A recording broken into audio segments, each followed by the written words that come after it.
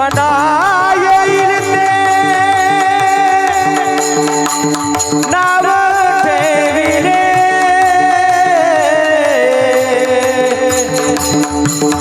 मना मना मना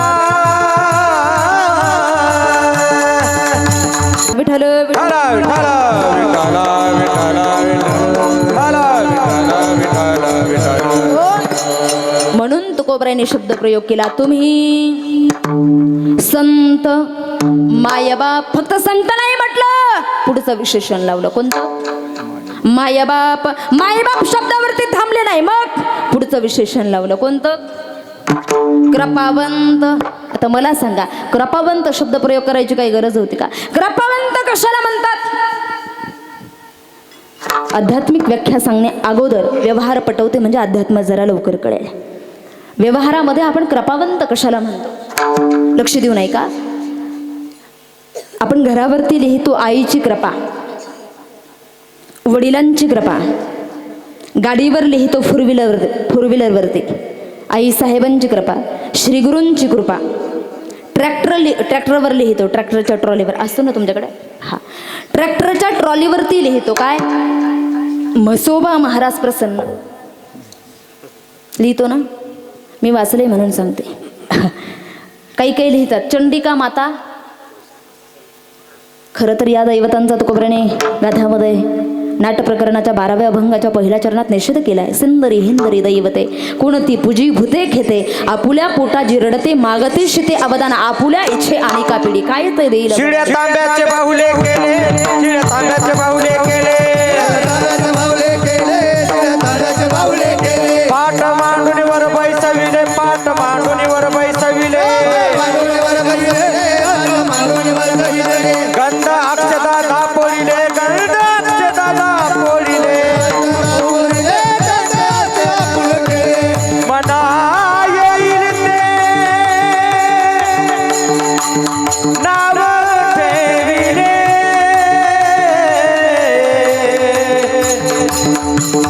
मना मना मना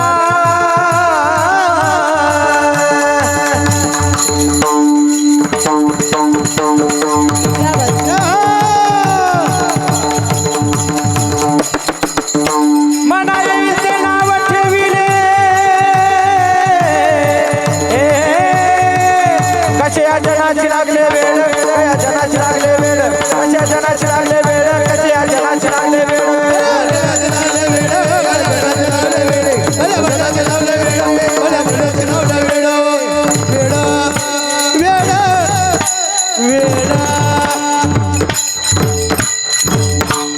क्या बात आहे.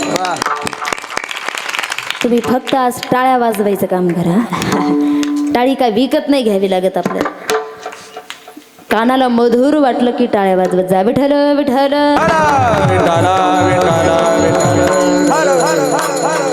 तुकोबरायाने निषेध केला आता या दैवतांचा. असो जास्त विचार करायचा नाही. मला सांगायचं आहे काय, कृपावंत शब्दाची व्याख्या मला पटवायची आहे. आपण लिहितो चंडिका माता प्रसन्न, म्हसोबा महाराज प्रसन्न. घरावरती लिहितो, गाडीवरती लिहितो आईची कृपा, वडिलांची कृपा. एकानं घरावर लिहिलेलं होतं महाराज काय? मामांची कृपा. कशाची? मामांची कृपा. मी क्षणभर डोळे झाकले, म्हटलं आईची कृपा ठीक आहे, वडिलांची कृपा ठीक आहे, चंडिका माता प्रसन्न. लईच एखादं दैवत प्रसन्न असेल तर चंडिका माता प्रसन्न ठीक आहे, म्हसोबा महाराज प्रसन्न ठीक आहे. मामांची कृपा काय गडबड आहे? मला काही गडबडच कळाली नाही. मी क्षणभर डोळे झाकून विचार केला आणि म्हटलं कदाचित त्यांना मामानं पोरगी दिलेली असावी. म्हणून मामांची कृपा. असं विनोदाचा भाग सोडा. मला सांगायचंय काय, व्यवहारामध्ये ज्या ज्या लोकांची कृपा आमच्यावरती असते त्या लोकांची प्रसन्नता कृपा आम्ही लोकांसमोर प्रेझेंट करतो, व्यक्त करतो की ह्या लोकांची कृपा आमच्यावरती आहे. सांगून टाकतो आम्ही जगाला. एखादा दैवत प्रसन्न असेल, चंडिका माता प्रसन्न, म्हसोबा महाराज प्रसन्न, हा झाला व्यवहार. त्या लोकांची आपल्यावरती कृपा असते म्हणून हा झाला व्यवहार. पण अध्यात्म काय? आध्यात्मिक दृष्ट्या कृपावंत नेमकं कुणाला म्हणायचं? शास्त्र सांगतं, लक्ष देऊन ऐका व्याख्या. सर्वांच्या कृपेचा अंत ज्या कृपेमध्ये होतो, परत सांगू का, सर्वांच्या कृपेचा अंत शेवट ज्या कृपेत होतो त्याला म्हणायचं कृपावंत. सर्वांच्या कृपेचा अंत संत कृपेमध्ये होतो, म्हणून संतांना विशेषण लावलं कृपावंत. तुम्ही संत मायबाप, पुढचा शब्द प्रयोग केला काय, कृपावंत. आणि अशा असणाऱ्या कृपावंत संत मायबापांचं माझं पामरानं काय वर्णन करावं. कायमी पतित कीर्तिवान, कायमी पतित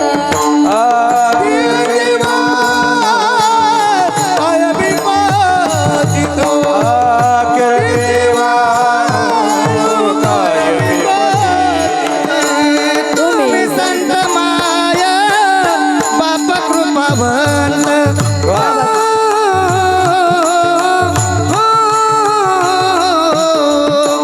तुम्ही संत माया बाप कृपावंत. तुम्ही संत माया बाप कृपावंत. तुम्ही संत माया बाप कृपावंत.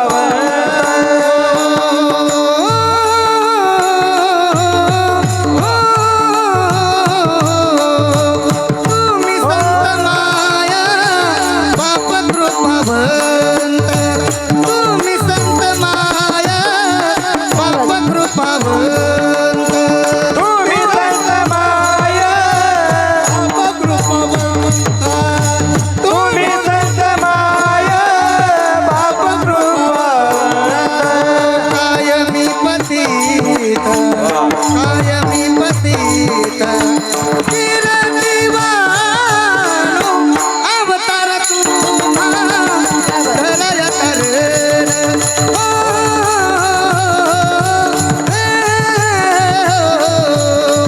अवतार तुम्हा धरया करेन.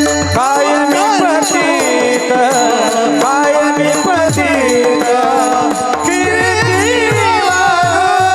अवतार तुम्हा धरया करेन. अवतार तुम्हा धरया करेन.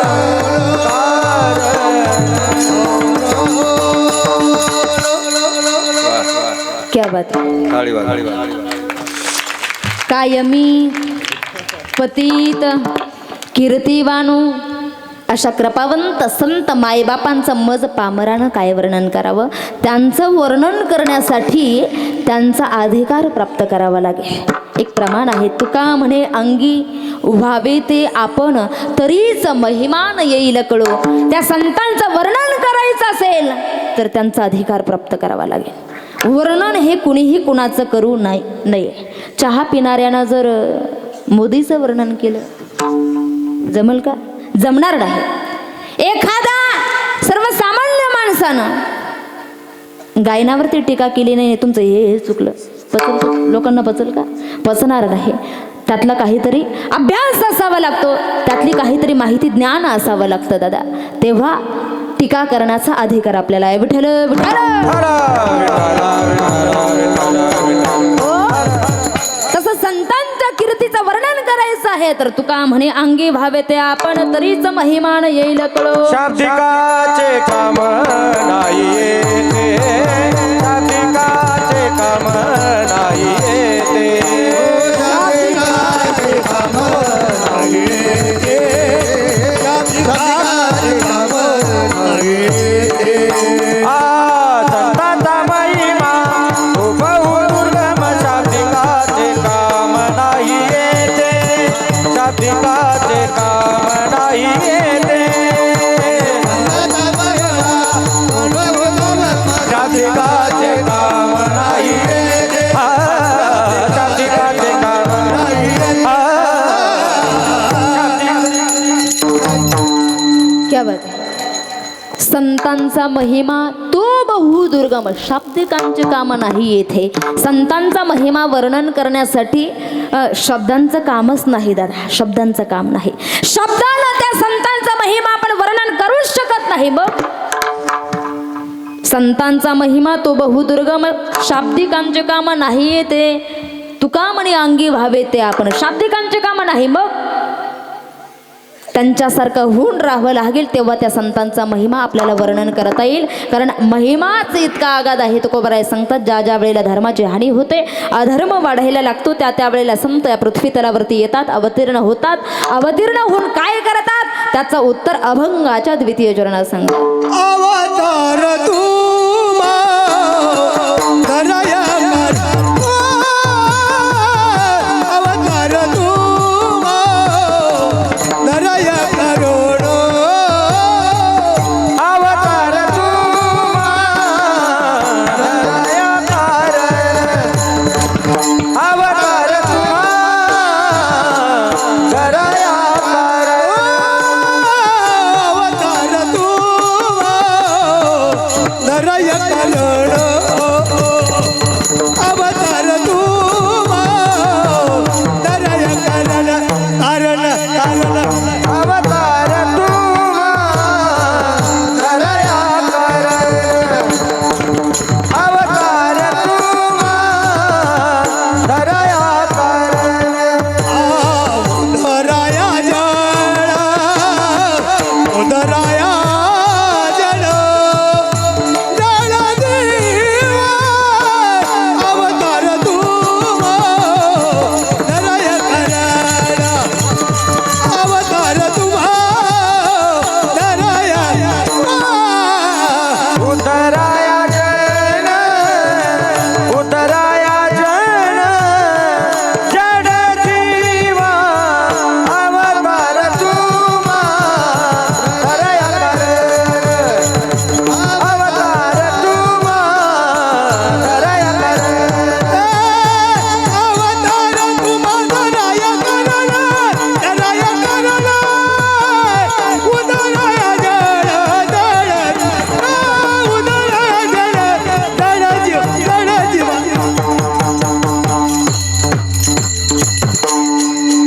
बाबांसाठी एकदा जोरदार टाळी होती.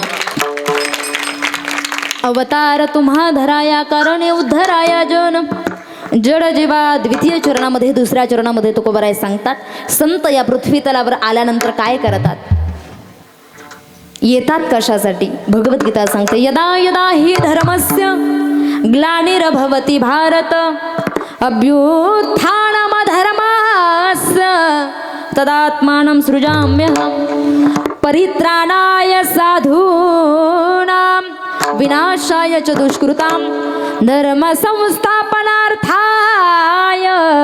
संभवामि युगे युगे. यदा यदा हि धर्मस्य ग्लानिर्भवति भारत, अभ्युत्थानम धर्मस्य तदात्मानं सृजाम्यहं, परित्राणाय साधूनां विनाशाय च दुष्कृतां, धर्म संस्थापनार्थाय संभवामि युगे युगे. ज्या ज्या वेळेला धर्माची हानी होते आणि अधर्म वाढायला लागतो, पाप वाढायला लागतं पृथ्वीवरती, पुण्य संपायला लागतं, त्या त्या वेळेला संत या पृथ्वी तलावरती अवतीर्ण होतात. विठ्ठल विठ्ठल हरा विठ्ठला विठ्ठला विठ्ठला विठ्ठला, ते स्वतः म्हणतात, आम्ही वैकुंठ वासे आलो याची कारणाचे, आम्ही वैकुंठवासी आलो याच्या कारणाचे, आ बोलिले ते ऋषी सात भावे वरताया, सात भावे वरताया, झाडू संतांचे मार्ग आडराने भरले जग, साडू संतांचे मार्ग आडराने भरले जग, हे बोलिले जे ऋषी सातभावे वरदाया, सातभावे वरदाया, झाडू संतांचे मार्ग आडराणी भरले जग, झाडू संतांचे मार्ग आडराणी भरले जग. आम्ही वैकुंठवासी आलो याची कारणाची, बोलिले जे ऋषी सात भावे वरताया, आम्ही वैकुंठवासी आलो याच्या कारणाचे, बोलिले जे ऋषी सात भावे वरताया, वरताया वरताया वरताया. आम्ही वैकुंठवासी आलो याची कारणासी. कोणत्या कारणासी? उद्धराया जन जड जीवा.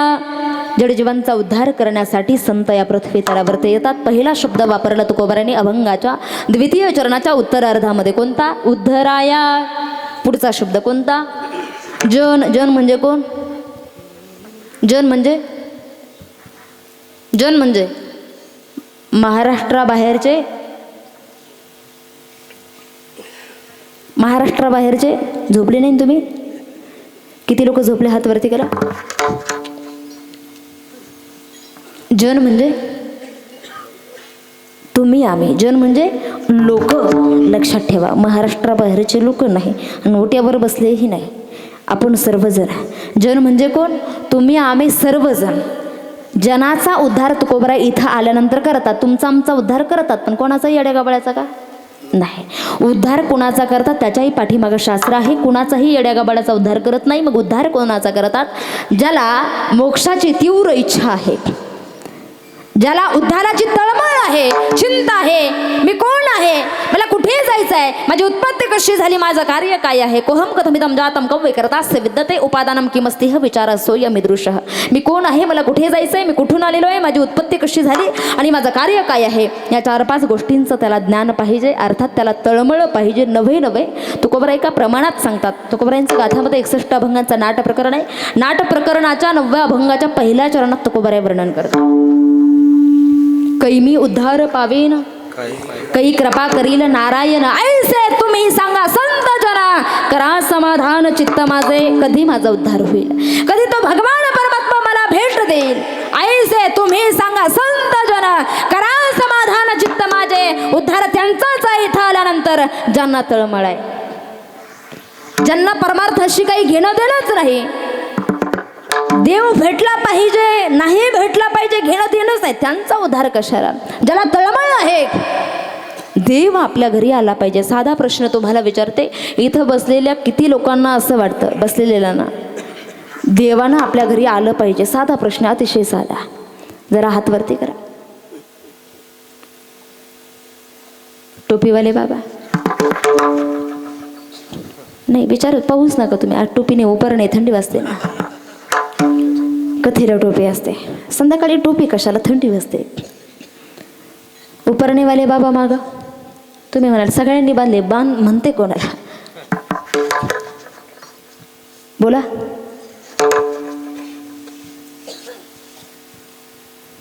काय चालू आहे आपलं? म्हणा कीर्तन. एका कीर्तनात थोडंसं विषांतर झालं, सहज प्रश्न केला. काय चालू होतं आपलं? समोर एक बाबा बसले होते 80-90 वर्षाचे. ते म्हटले ताई कीर्तन. मी म्हटलं कीर्तनच चालू होतं, पण विषय कोणता चालू होता? आजोबा खालून म्हटले तुला कशाला आणलं? मी म्हटलं बाबा आणलंय मला कीर्तनच सांगायला, पण मधात प्रश्न केले तर उत्तर देत चला. विठ्ठल विठ्ठल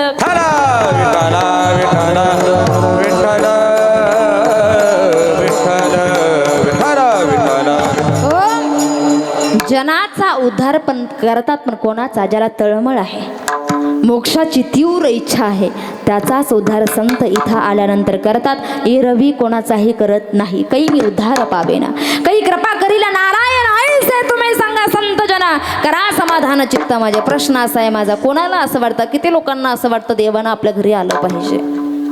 तुम्हाला कोणालाच वाटत नाही? कथा कीर्तन ऐकता एकही वाटत नाही देवानं आपल्या घरी आलं पाहिजे? मला तर वाटतं बाबा. तुम्हाला? कमीत कमी मानानं हो, याला हो म्हणतात, याला नाही म्हणतात. प्रत्येकाला असं वाटतं. म्हणजे तुम्हाला मी गृहीत धरते की सर्वांना असं वाटतं की देवानं आपल्या घरी आलं पाहिजे. माझा पुढचा प्रश्न असा आहे, मला सांगा इथं बसलेल्या किती लोकांना असं वाटतं की आपण देवाच्या घरी गेलं पाहिजे?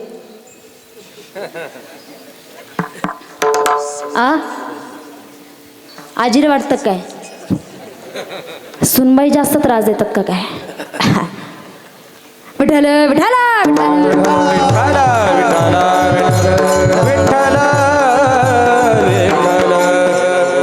प्रत्येकाला असं वाटतं दादा देवानं आपल्या घरी आलं पाहिजे, देवानं मला भेट दिली पाहिजे. कारण तुका म्हणे जन्म आल्याचे सार्थक विठ्ठलचे एक देखलिया.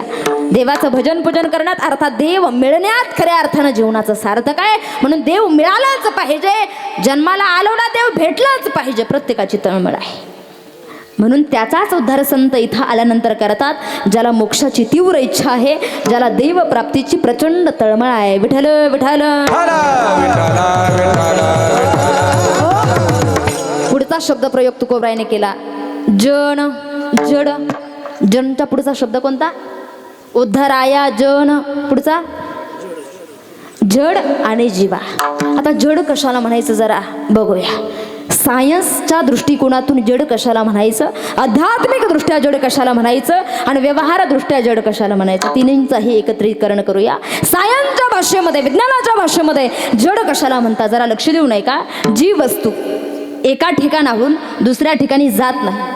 परत ऐका, परत व्याख्या सांगते. जी वस्तू एका ठिकाणाहून दुसऱ्या ठिकाणी जात नाही. परत ऐका, जी वस्तू, ज्या वस्तूचं एका ठिकाणाहून दुसऱ्या ठिकाणी संक्रमण होत नाही, विज्ञानाची भाषा. ज्या वस्तूचं एका ठिकाणाहून दुसऱ्या ठिकाणी हस्तांतरण होत नाही, तिला म्हणायचं विज्ञानाच्या भाषेत काय?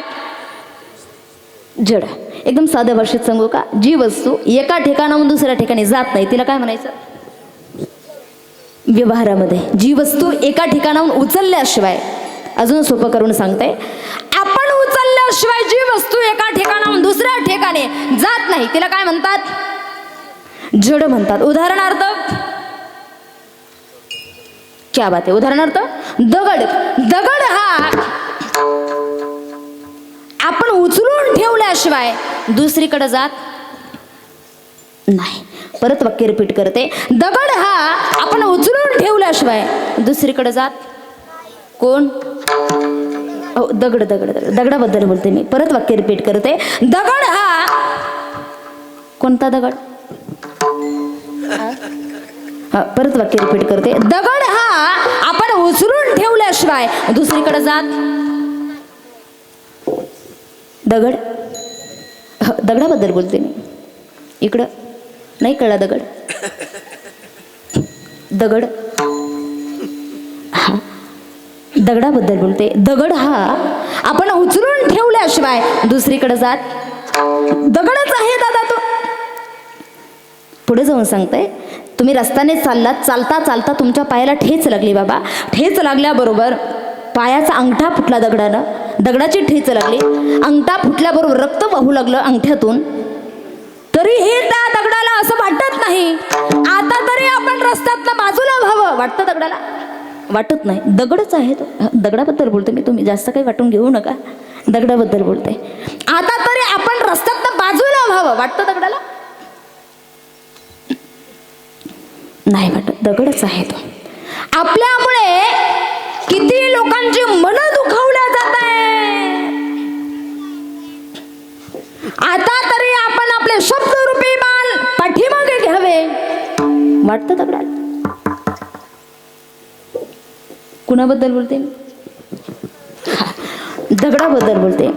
आता तरी आपण आपले शब्द रिटर्न घेतले पाहिजे. किती त्रास जायचा समोरच्याला. वाटतं दगडाला कधी? दगडच आहेत. दगडाबद्दल बोलते मी. मला सांगायचं एक आहे, दगडच तो दादा. त्या दगडाबद्दल मला बोलायचंच नाही. मग तुकोबराय सांगतात, त्या विना दगड बरा देवा. हो, त्या विना दगड बरा देवा. हो, त्याहुनी दगड बरे देवा. देवा, त्याहुनी दगड बरे देवा. हो, तुका म्हणी जाती, म्हणे जाती, बुद्धीलाई जड. बुद्धीची जड. तुका म्हणी जाती, तुका म्हणे जाती, बुद्धीलाई जड. हो, त्या विना दगड बरा देवा. हो, त्या विना दगड बरा देवा. त्याहुनी दगड बरे देवा.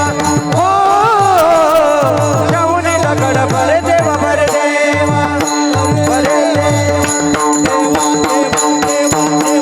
बरे क्या बात आहे. तुका म्हणे आईसी बुद्धी ज्याची जड, त्याहुनी दगड बरे देवा. काही काही पोर इतके जड बुद्धीचे असतात महाराज, इतके जड बुद्धीचे, इतके जड बुद्धीचे. 1000 मास्तर बदलले पण पोरग पहिलेतच. जडबुद्धीचे, कळतच नाही दादा, प्रचंड जडबुद्धीचे. काही काही जडबुद्धीचे असतात, काही काही जरा जास्तच हुशार. आता संस्थेतले पोर आहे ना, महाराजांना चांगला अनुभव असेल. आम्हाला दररोजचा अनुभव आहे. काही काही इतकं हुशार येतं दादा, काही काहींच्या काहीच लक्षात बसत नाही. सुंदर ते ध्यानच वर्षभर पाठ करत. आणि जो माल तिकडं खपत नाही ना, तो लवकर. सगळेच हुशार असतात असं नाही दादा. देवाला जे नारळ फोडतो ना आपण, चांगलं जर निघालं ना चांगलं, तर बरोबर छोटे छोटे 5 तुकडे मोजून देवासमोर म्हसोभर समोर ठेवतो आपण. बाकीचं अख्खं नारळ घरी घेऊन येतो. आणि जे नारळ खराब निघालं ते अख्खं देवाला पावलं म्हणतो. पावलं जो सायन्सकडे जाणारा माल आहे नाही का, जो पुढे काहीतरी PSI होणार आहे, ती मुलं नाही आमच्याकडे. मग कसे, जे घरी जास्त वैताग देतं, ढोरामागे पळतं, ज्याला वळायला घरामध्ये 4-4, 10-10 माणसं, जे घरात कोणाचंच ऐकत नाही, ते संस्थेत विठ्ठल विठ्ठल. सगळे जड बुद्धीचे असतात असं नाही महाराज. काही काही प्रचंड हुशार असतात. एके ठिकाणी आम्ही मागच्या वर्षी यवतमाळ जिल्ह्यामध्ये नेर तालुक्यामध्ये ओदापूर नावाचं गाव होतं, त्या ठिकाणी कीर्तनाला गेलो महाराज. गाव थोडंसं जवळ आला, आम्हाला काही रस्ता कळेना. एक लहान पोरगा रस्त्यानं दिसलं, त्याला आम्ही आवाज दिला, म्हटलं ए बाळा इकडे. ते म्हटलं काय ताई? म्हटलं उदापूर गावाकडं जाणारा रोड नेमका कोणता आहे? ते म्हटलं कोणता आहे तुम्ही? म्हटलं उदापूर गावामध्ये महिला अखंड हरिनाम सप्ताह आहे, त्या ठिकाणी जागराच्या दिवशीचे आजचे कीर्तनकार आम्ही आहोत. रोड सांग जरा. ते म्हटलं ताई कीर्तन किती आहे? मी म्हटलं 10:30 ते 8:30 ते 10:30. ते म्हटलं मग एवढ्या लवकर काय तिथं?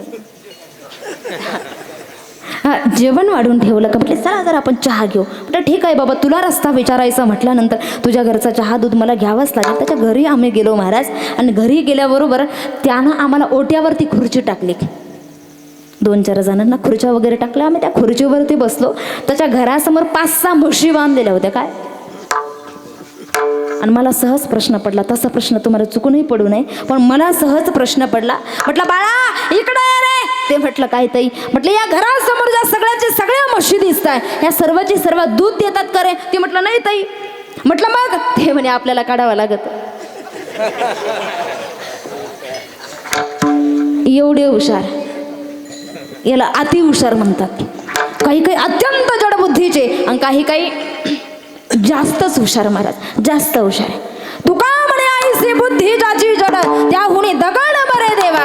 काही काही एवढे जडबुद्धीचे असतात, प्रचंड जडबुद्धीचे. मला सांगायचंय काय, ह्या आपण पाहिल्या जड शब्दाच्या वैज्ञानिक व्याख्या, आध्यात्मिक व्याख्या आणि व्यावहारिक व्याख्या. पण खऱ्या अर्थानं अध्यात्माच्या भाषेमध्ये तुकोबरायांनी जडातला जड असणारा प्राणी रेडे महाराज, त्यांचाही उद्धार केला. रेडा नका म्हणू जाऊ, रेडा नाही, अधिकार संपन्न आहे, ज्यांची समाधी आहे. आळे फाट्याला आपण सहज बोलता बोलता अपमान करतो नाही का, सहज बोलता बोलता रेडा म्हणतो. रेडे महाराजांना पण आदरानं बोलत जा. ज्यांनी रेडे महाराजांच्या मुखारविंदातून वेद बोलवले दादा, जडातला जड असणारा प्राणी. गाडीवाला पाठीमागून कितीही हॉर्न देऊ द्या तरी जाग्यावर येत नाही. शेवटी खाली उतरतो किन्नर, गाडीच्या खाली उतरतो, काठी घेतो आणि मग मारायला सुरुवात करतो. हॉर्न देऊन देऊन वैतागून जातो. मारतो तेव्हा त्याला कळतं की अरे आपल्या भारतात काय चालू आहे, भारत किती पुढे. इतका जड प्राणी, जडातल्या जड प्राण्याचा सुद्धा ज्ञानोबरांनी उद्धार केला.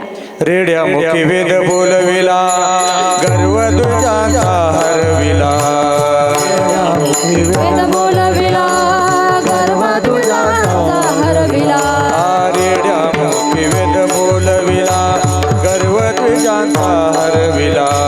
रेड्या मुखी वेद बोलविला, गर्व तुझ्याचा हरविला. शांती रूपे प्रगटला ज्ञानोबा माझा, शांती रूपे प्रगटला ज्ञानोबा माझा.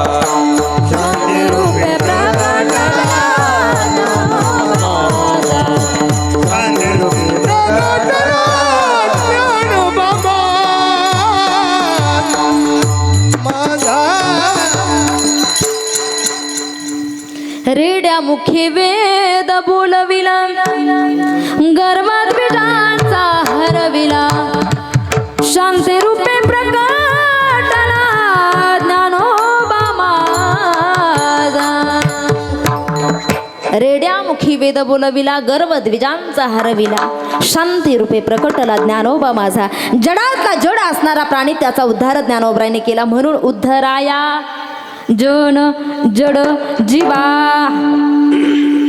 अवतार तुम्हा धरा या कारणे उद्धराया जन जड जीवा तुकोबाराय हे सगळं आम्हाला कळालं पण आम्हाला सांगा फक्त जडजीवांचा उद्धार करणं एवढं संतांचं कार्य आहे का नाही इथं आल्यानंतर अजून संत काय करतात वाढवया सुख भक्ती भाव धर्म वाढवया सुख भक्ती भाव धर्म वाढवया सुख भक्ती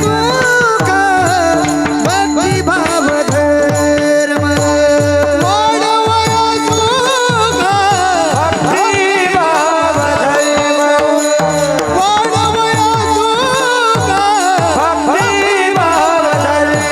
भाव धर्म वाढवया सुख भक्ती भाव धर्म जय हो वाढवया सुख भक्ती भाव धर्म वाढवया सुख भक्ती भाव धर्म वाढवया सुख भक्ती भाव धर्म कुळाचारी नाम विठोबाचे वा वा कुळाचारी नाम विठोबाचे अवतार तुम्हा धराया कारण अवतार तुम्हा धराया कारण कुळाचारी राम विठोबाचे कुळाचारी राम अवतार तुम्हा धराया कारण अवतार तुम्हा धराया कारण क्या बात आहे वाढावया सुख भक्ती भाव धर्म कुळाचारी नाम विठोबाचे सांप्रदायाच्या नियमाला अनुसरून एकदा सर्वांनी सुंदर हात दोनही हात वरती करा मी स्त्री आहे पुरुष आहे डॉक्टर इंजिनियर वकील शिक्षक सगळ्यांनी भगवंताचं नाम किती गोड आहे हात वरती सरव द्या ताट ताट थंडी पळून जाईल गोड तुझे रूप गोड तुझे नाम देई माझं प्रेम सर्व काळ गोडातलं गोड आहे अजून कसं आहे हात वरतीच राहू द्या अमृताहुनी गोड नाम तुझे देवा मन माझे केशवा काबाण घे अमृतापेक्षाही गोड आहे अजून कसं आहे हात वरतीच राहू द्या जिव्हे गोड 3 अक्षरांचा रस अमृत जयास फिके पुढे अमृतालाही फिका पाडणार आहे अजून कसं आहे हात वरतीच राहू द्या भगवद्गीतेच्या शेवटी विष्णू सहस्रनामात वर्णन आहे पवित्राणां पवित्रं यो मंगलानां च मंगलम दैवतं देवतानां च भूतानां यो वयं पिता पवित्रातला पवित्र आहे अजून कसं आहे काही काही म्हणतील जास्तच गोड झालं आता विठोबा रखुमा जय कुमार कुमार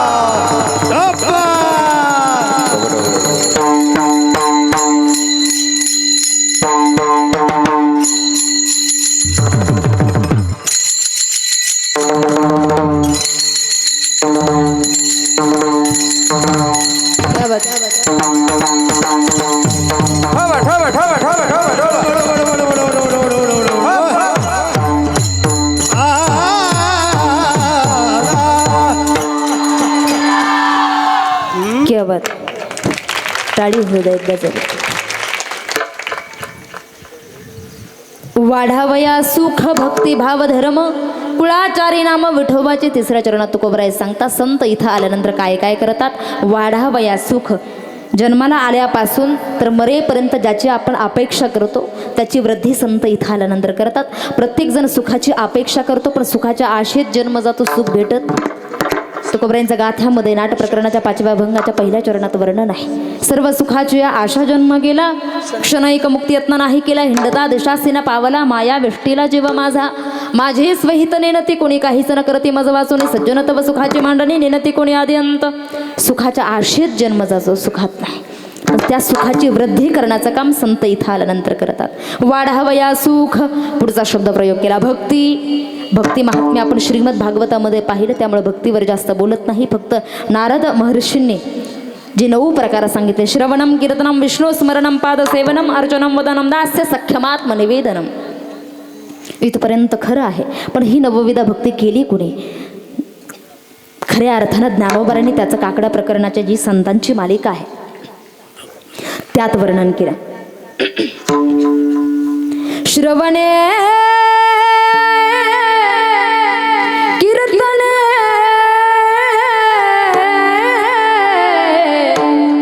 झाले ते पावन, श्रवणे कीर्तने झाले ते पावन. विको द्या विको. श्रवणे झाले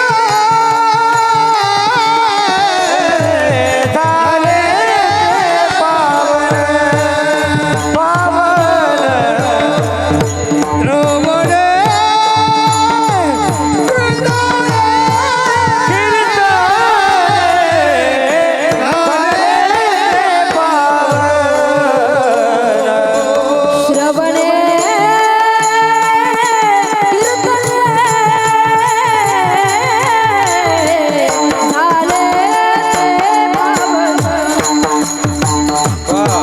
श्रवणे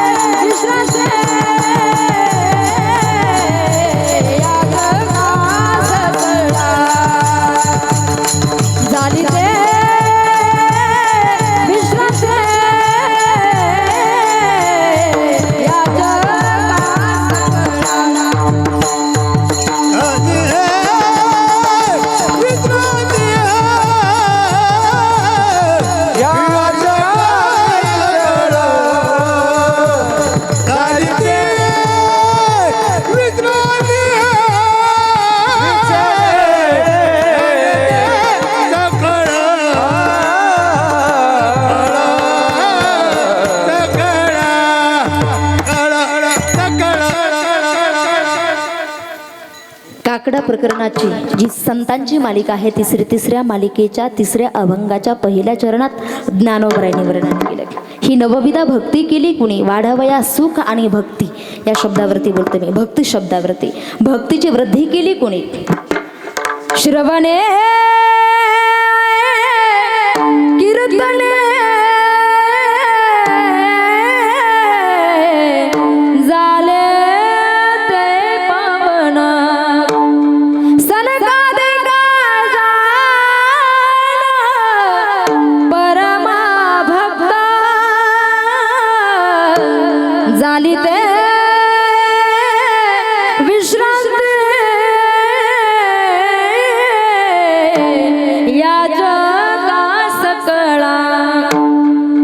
विठवणे कीर्तने झाले ते पावन सनकाधिक जान परम भक्त ही भक्ती केली सनकाधिकांनी. म्हणून वाढावया सुख भक्ती भक्तीची वृद्धी करण्याचं काम संत इथं आल्यानंतर करतात. भक्ती भावाची सुद्धा वृद्धी करतात. भाव म्हणजे प्रेम शुद्ध अंतकरण.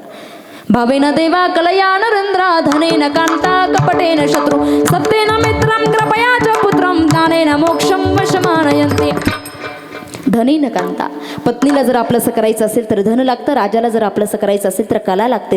शत्रूला जर आपलंसं करायचं असेल तर कपट लागतं दादा. पण देवाला जर प्रसन्न करायचं असेल तर भाव लागतो. तो भाव वाढवण्याचं काम संत इथं आल्यानंतर करतात. म्हणून वाढावया सुख भक्ती भाव धर्म. धर्माचं आचरण केलं तर धर्म पाशाच्या यादीमध्ये आपण बसतो, अन्यथा बसत नाही. कारण रामकथेमध्ये पाशाचे काही प्रकार आले. काळपाश, कर्मपाश, धर्मपाश, ब्रह्मपाश, मायापाश, मोहपाश. 7वा आहे जन्मपाश आणि मुख्य आहे आशापाश. धर्मपाशाचं आचरण केलं तर धर्मपाशाच्या यादीत बसतो, अन्यथा बसत नाही. या सगळ्या गोष्टींची वृद्धी संत इथं आल्यानंतर करतात. वाढावया सुख भक्ती भाव धर्म कुळाचारी नाम विठोबाचे. आणि हे सर्व करत असताना आपला देह चंदनासारखा झिजवून गरीब असो अथवा श्रीमंत असो सर्वांना समान न्याय देण्याचा प्रयत्न करतात. अभंगाचं शुभ. तुका म्हणे गुण चंदनाचे अंगी, तुका म्हणे गुण चंदनाचे अंगी. चंदनाचे अंगी, तुका म्हणे गुण चंदनाचे अंगी.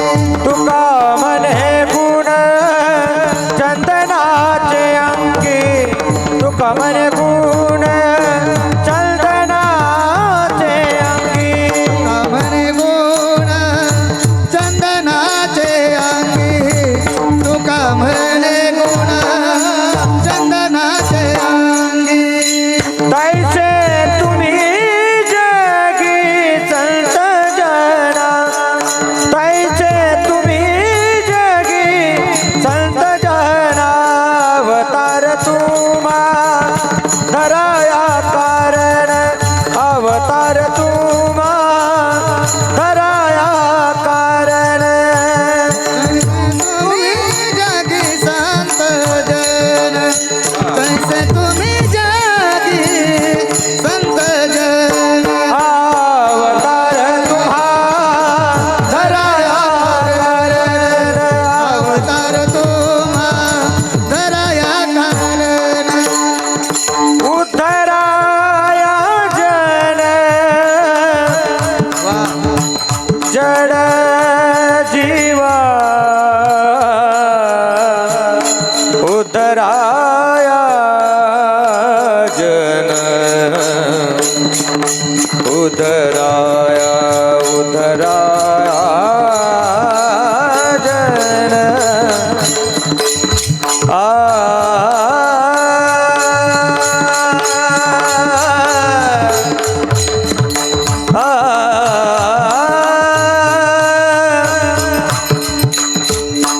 उद्धराया उद्धराया जन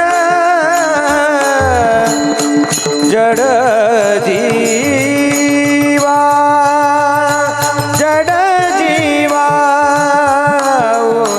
उद्धराया जन, धरया जन जड जड जड जीवा. धरया जड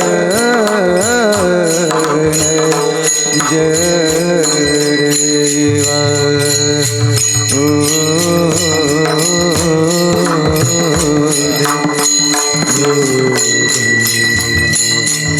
जन जड जीवा. धरया जन जन जन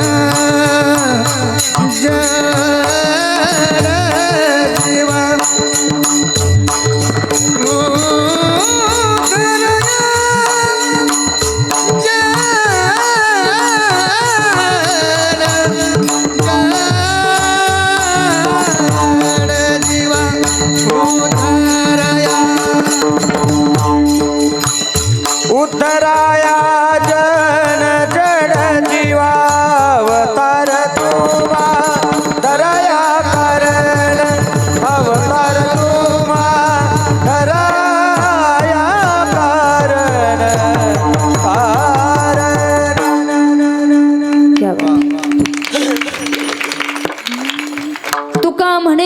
चंदनाचे अंगी तैसे तुम्ही जगी संतजन.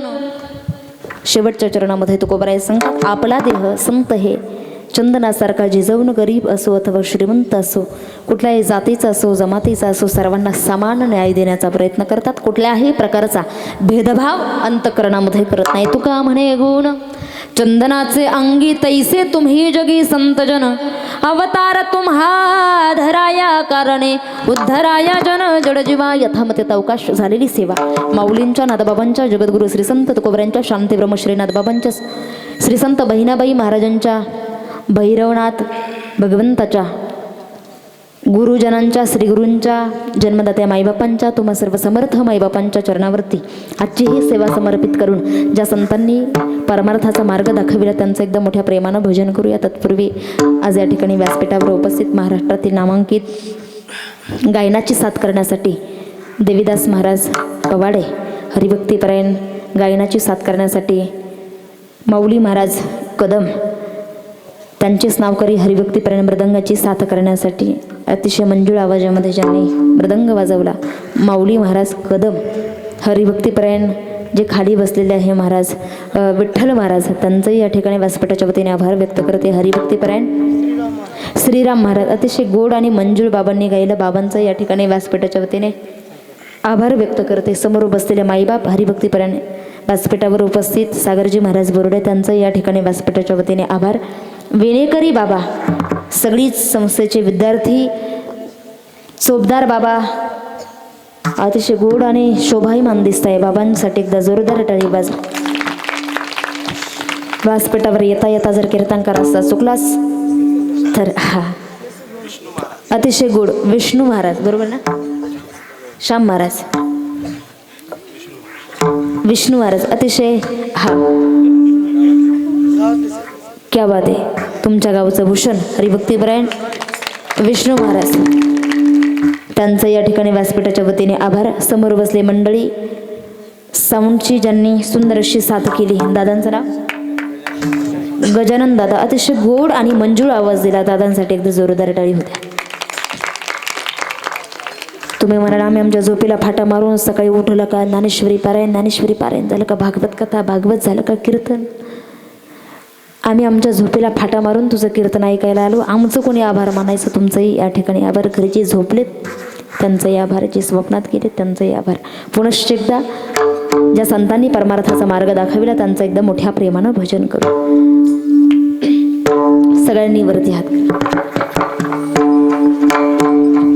ज्ञानदेव तुकाराम, ज्ञानदेव तुकाराम, टाळी टाळी टाळी. देव तुकाराम, ज्ञानदेव तुकाराम, ज्ञानदेव तुकाराम, देव तुकाराम, ज्ञानदेव तुकाराम, ज्ञानदेव तुकाराम, ज्ञानदेव तुकाराम, ज्ञानदेव तुकाराम,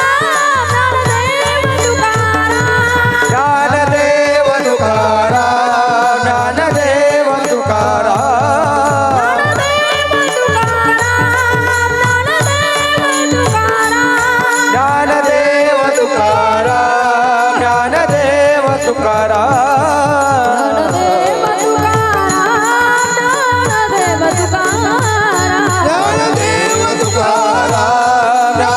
तुकाराम, ज्ञानदेव तुकाराम, ज्ञानदेव तुकाराम, ज्ञानदेव तुकाराम, देव तुकाराम, ज्ञानदेव तुकाराम, देव तुकाराम, ज्ञानदेव तुकाराम, देव तुकाराम, ज्ञानदेव तुकाराम, देव तुकाराम, ज्ञानेश्वर माऊली ज्ञानराज माऊली तुकाराम, ज्ञानेश्वर माऊली ज्ञानराज माऊली तुकाराम, ज्ञानेश्वर माऊली ज्ञानराज माऊली, जय जय ज्ञानेश्वर माऊली ज्ञानराज माऊली तुकाराम, ज्ञानेश्वर माऊली ज्ञानराज माऊली.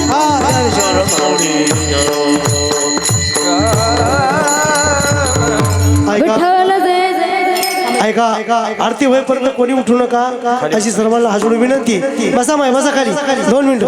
विठ्ठल जय जय विठ्ठल जय आ बोलिलेले गुरे वेडे वाकुडे उतरे राम क्षमा पराक्रम